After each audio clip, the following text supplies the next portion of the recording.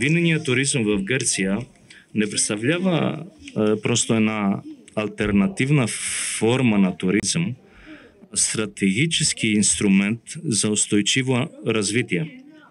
Става дума за една цялостна мрежа от инфраструктури, услуги и дейности с основни оси посетителските винарни, винопроизводството и лозаро-винарския пейзаж, както го наричаме. Трябва да кажем две думи къде допринася винения туризъм.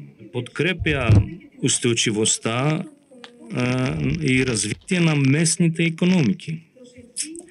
Привлича посетители с високи доходи, които търсят качествени и автентични преживявания.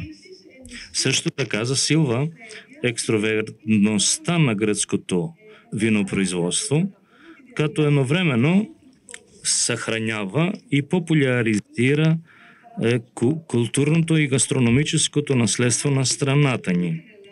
Сега, развитието на винения туризъм в Гърция се основава на многостепенна координация и сътрудничество